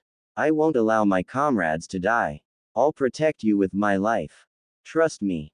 Well, that's good enough for me, said Zabuza as he stood in the middle of the group poised to strike. Shit, thought Kakashi as he rushed Zabuza and stabbed him in the stomach, causing him to dissolve into water. Water clone, exclaimed Kakashi, giving Naruto another great idea. You didn't think it would be that easy, did you? Asked the demon, sliding his own kunai into Kakashi's liver, causing him to burst into water as well as the cold edge of a kunai pressed against Zabuza's throat. It's over, said Kakashi. Zabuza just laughed as he dissolved into water with the real one appearing behind Kakashi, swinging his sword. Kakashi ducked a swing of the blade but couldn't get out of the way in time to stop himself from getting kicked into the lake. What's with this water? It's so heavy, almost as if it's crap. Suiro no Jutsu, water prison jutsu, said Zabuza as he trapped Kakashi in a sphere of water, and several water clones appeared. What do we do? What do we do? Screamed a frantic Sakura. We free Kakashi sensei, That's what we do.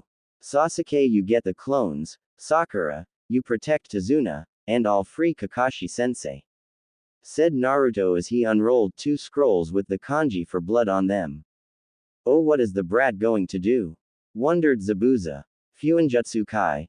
Kokutsu, sealing technique release, black blood. Shouted Naruto as 14 pints of blood shot out of the scrolls. What the hell? He has a bloodline. Oh, this is not good. Haku, you better come through for me here. Kokutsu Mori, black blood spear, said Naruto as the blood formed onto several lances which shot at Zabuza. Damn, thought the demon as he was forced to move to avoid getting skewered, freeing Kakashi. The blood then came back to Naruto, surrounding him in a cloud, some of it forming into a pair of katanas. A swordsman. Not a lot of experience, but he's got latent talent. With Kakashi now free, he shot at Zabuza and they both used the Suiryuden no Jutsu, Water Dragon Jutsu, another good idea, thought Naruto, on each other and then engaged in a fierce Kenjutsu battle, Zabuza with his Kubikiri Bocho, and Kakashi with a kunai. After it became obvious that neither would win, they each backed off and began performing the exact same hand seals. How is he doing this? Thought Zabuza. It's like he can foretell my every move. Right, Zabuza? Taunted Kakashi. What? Can? He read my mind. You bastard. You are nothing but a monkey, copying everything I do. I am the original, the genuine article. Suddenly a spectral Zabuza appeared behind Kakashi doing the same motions as the 2 Junins. What? What is that? That's me, but how? Is this a genjutsu? Zabuza asked himself, causing a brief moment of hesitation that allowed Kakashi to finish his jutsu. Sweden. Kaibakufu no Justu, Great Waterfall, then a swirling vortex appeared around Kakashi and shot at Zabuza with tremendous force, careening him into a tree, which Kakashi then pinned him to with kunai, and landed on. How? Can you see the future? Stammered the demon. Yes. And I see your death. Said Kakashi. Then Zabuza's neck was suddenly pierced by a few senbon and he fell limp. What do you know? You were right. Thank you for helping me, I've been hunting him for a while, said a masked person standing in a tree.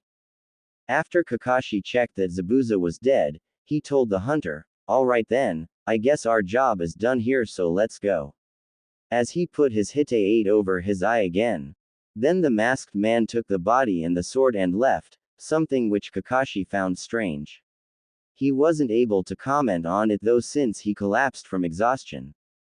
Tazuna, where's your house? Asked Sakura. About 20 minutes from here. Why? What's wrong with him? Asked a frantic bridge builder. He's exhausted and needs rest, replied Naruto as he picked up his sensei. Tazuna's house. Ah! Screamed Naruto and Sakura as Kakashi's eyes shot open a foot from their own. My head. It feels like I went guys' night out with Van Wilder. Wait, who the hell is Van Wilder? Oh well. That hunter Nin. They took the body. Why would they do that? They're supposed to destroy it then and there. They could have been anxious around the children, but I doubt that. Also those weapons he used. Senbon. Oh crap. Zabuza is still alive, isn't he? We need to up your training. Said Kakashi suddenly, catching his team off guard. What? Why? Asked Naruto. Because Zabuza is still alive. What? How do you know? The hunter Nin. They took the body instead of destroying it right then and there, and they used Senbon, which can easily put someone into a near-death state. One by itself could be a coincidence, but both at the same time is pushing it. We need to assume that Zabuza is alive and plan accordingly. Would a little training really help us? I mean, you're an elite Junin and you barely beat him. Don't worry about it. Why are you trying so hard? Asked a little boy in a white hat. Inari. Give Gigi a hug, shouted Tazuna as he threw open his arms. Hey Gigi. Inari. Say hello to the shinobi who helped me get home safe. But why Gigi? They're just gonna die soon. You little bastard, shouted Naruto. It's true, you can't defeat Gato or his thugs, you're just gonna die. Deadpanned Inari. We're Ninja Boy, it'd be pretty embarrassing if we couldn't handle a couple of bandits. said Kakashi as he helped Sakura and Sasuke hold back a fuming Naruto. Whatever, if you don't want to die, I suggest you just leave, said Inari as he walked up the stairs to his room. Sorry about that, he's had a hard life, said Tazuna apologetically. It's alright, said Kakashi. Now, we have a big day tomorrow, so get some sleep. Next day, random clearing in the woods. Alright, the first thing I want to talk about is chakra, said the silver-haired Junin. Why? Asked Sasuke. We already know how to use chakra for ninjutsu and things like that. Perhaps, but you're not using it right, admonished Kakashi. What do you mean, Kakashi-sensei? Asked Sakura. What I mean is you aren't using it efficiently. Even if you are able to release a high amount of chakra, unless you control it properly, the jutsu will be weakened or not work in the first place. And by wasting energy, you won't be able to fight as long as you should be and you'll die. So what should we do? Asked Sakura. Learn to control it. And how do we do that? Tree climbing. Seriously, we're doing this now, asked Naruto as he began calmly walking up a tree. How is the Dobi doing that? Asked Sasuke. Chakra. My fine duck-haired friend, chakra, said Naruto. What do you mean, Naruto? Asked Sakura. You send chakra to your feet and use it to adhere to the wood. Too much and you get blasted off, too little and you don't stick in the first place. Alright then, since you already know how to do this, Naruto, you can do whatever you want today, said Kakashi. What? How does he already know how to do this? Asked Sakura. I asked Gigi how the day we met Kakashi-sensei, said Naruto. Why would he tell you?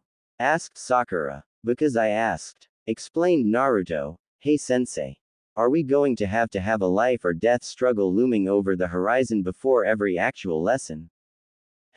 You say something, asked Kakashi as somewhere in Konoha a man with a bowl cut and a green leotard face faltered for seemingly no reason.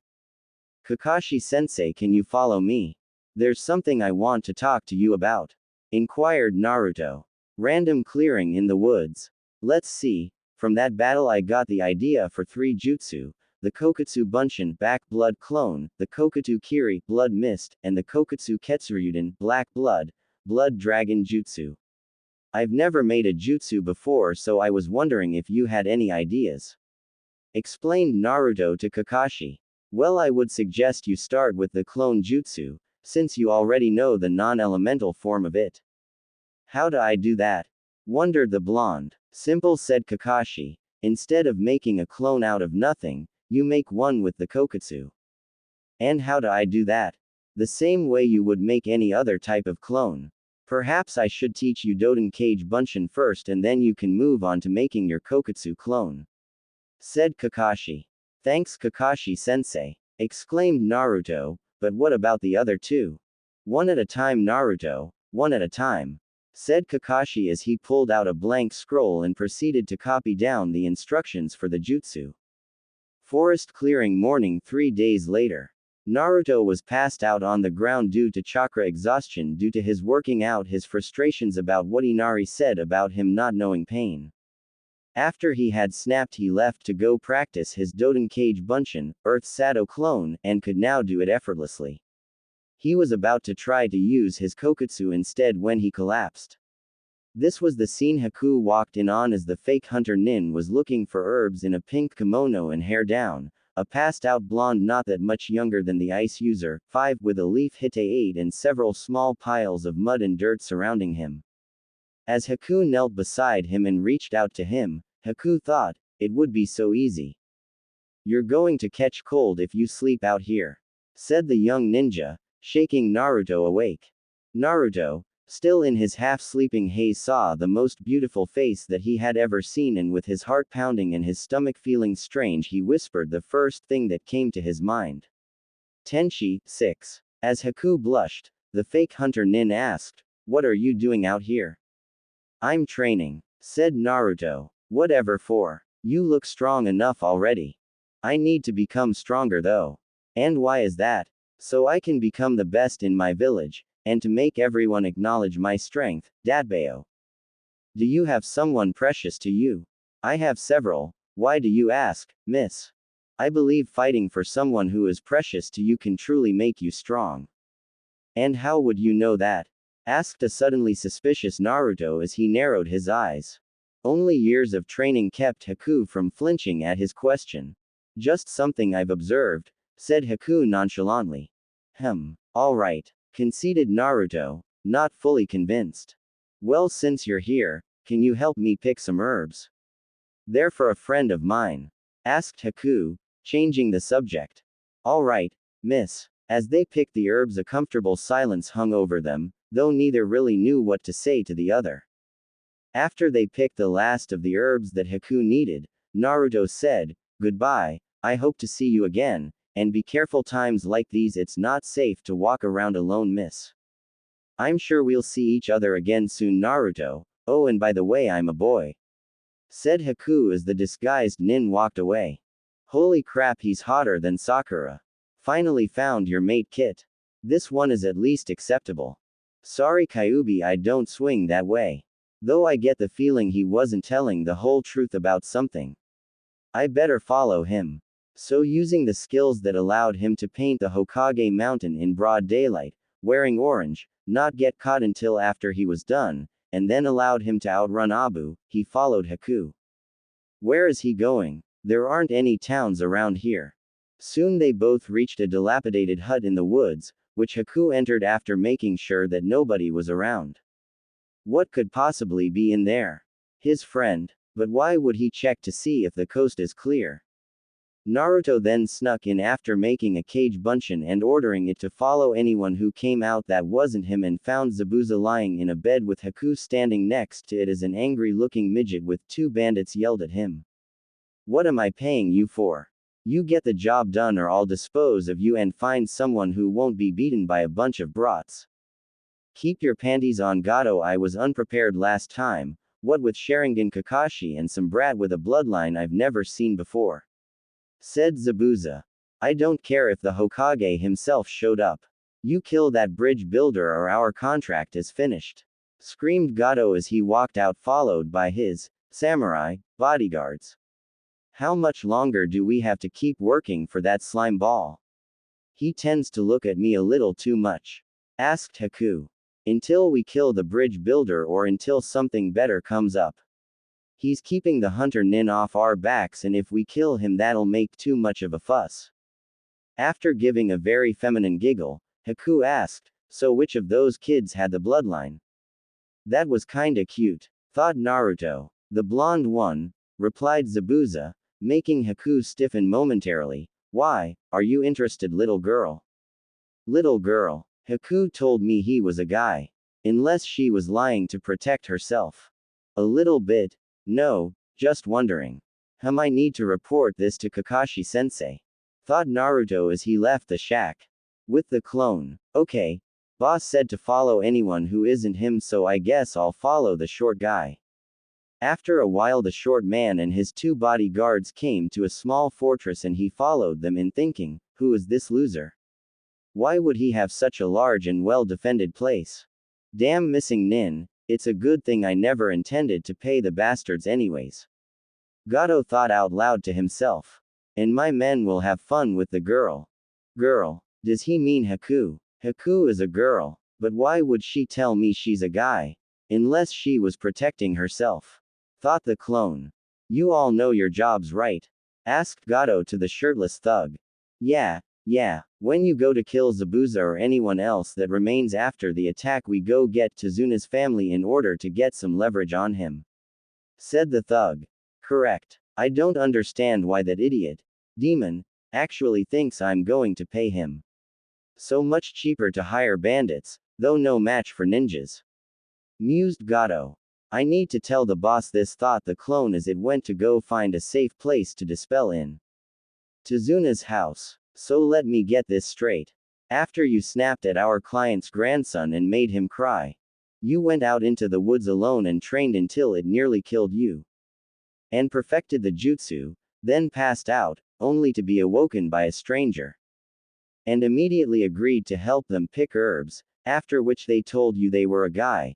Then you went into an enemy base, where you came across this same person within a live Zabuza and Gato talking about the hit, and then you found out that this Haku is actually a girl, while at the same time you had a clone follow Gato who revealed that when Zabuza attacked again he would have two of his thugs attack Tsunai and Inari and then he would put all of us 6 feet under.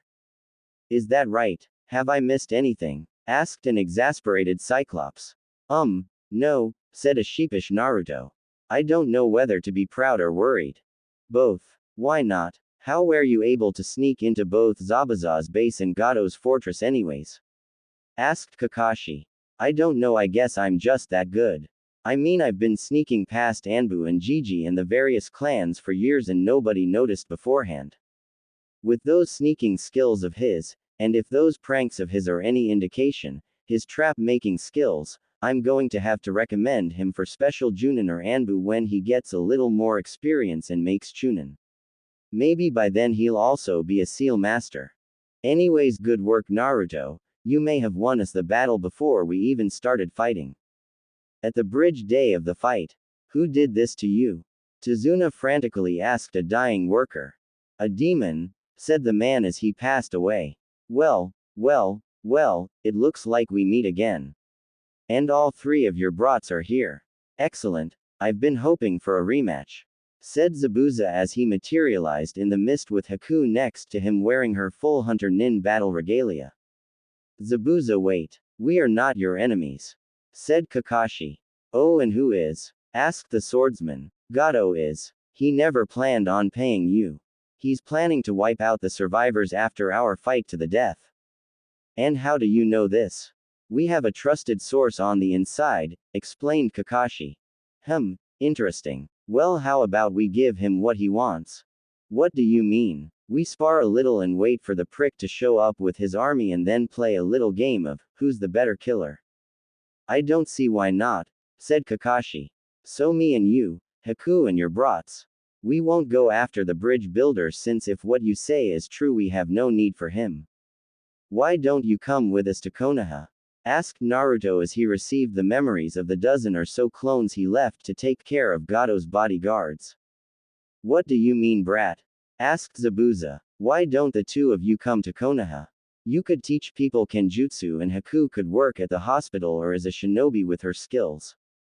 How do you know I'm female? I thought I told you I was a boy. Wondered Haku. I followed you and saw your conversation with Gato about the Hokage and stuff. After the various spars in which Kakashi defeated Zabuza once again and Sakura and Sasuke were taken down, non-lethal of course, and Naruto simply hardened his blood under his skin, making the needles just bounce off of him before destroying the mirrors with his Kokutsu Mori, Black Blood Lance. Gato came out with his army and revealed his master plan of killing everyone there. He then noticed that no one actually looked all that hurt except for 2 people on the ground stuck full of needles, but he could see that they were breathing and he wondered what was going on here. Oh, I already knew all that stuff, said Zabuza. What do you mean?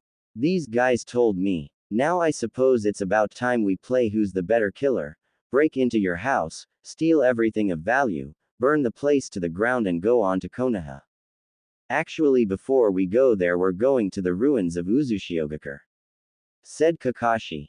Never heard of the place. Why are we going there? It was destroyed in the Second Shinobi War and it might have some of my blonde students' family scrolls and jutsus and things like that. The one with the bloodline? Yeah, but that's a different matter altogether. What do you mean? Hey, impending death, evil businessman, master plan, any of this ringing a bell? Yelled Gato. Oh yeah, I forgot about him. Said Zabuza. Looks like there are around 300 of them. Who's the better killer? My favorite game. The Short Slaughter, you couldn't really call it anything else. Except maybe Massacre, consisted of Kakashi attacking a huge group of men with a few Cage Bunsen, Shadow clones, while Zabuza and a few Mizu Bunsen, Water clones, focused on Gato. Eventually killing him, which pissed off the bandits who started talking about killing all the men and taking the women, before a crossbow bolt hit the ground in front of them and Inari was shown to be there with around 100 of his fellow villagers, causing the bandits to cut and run before any more of them died. How many you get? Asked Kakashi. 112. Replied the Mist Demon. Damn, I only got 103. Naruto. Do your thing. What do you mean Kakashi-sensei? Asked Naruto. Remember what your blood analysis said. Explained Kakashi as he pointed to the huge pool of blood. Oh, said an understanding blonde as he went around converting the normal blood to his koketsu, though rather queasily as the thought was rather unsettling, which he then sealed evenly into his 2 scrolls. We killed 215 of them, at 5 liters each, that's 1075 liters, divided evenly between 2 scrolls, each of which already had 7 liters inside, and you get 544.5 liters inside each scroll. Nice haul, Naruto, said Kakashi. Thanks, said the still rather green blonde.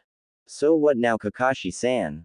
Asked Haku. We protect Tazuna until the bridge is finished, during which I'll tell the Hokage about you two, then we'll go to Uzu, and see what we can find. Tazuna's house next day. Zabuza was currently keeping his promise to the late Gato, and was ransacking the dead man's house for anything of value with a rather large sealing scroll that Naruto made for him on the provision that he be given a 20% cut. After laughing at the audacity of the kid, he accepted and left around noon, and he still hadn't come back yet. Naruto was talking to his sensei about what they might find in Uzu when he suddenly smelled himself and decided to take a bath.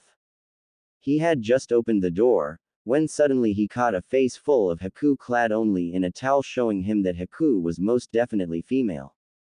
After staring at each other for a moment, Haku went red as a beet and screamed.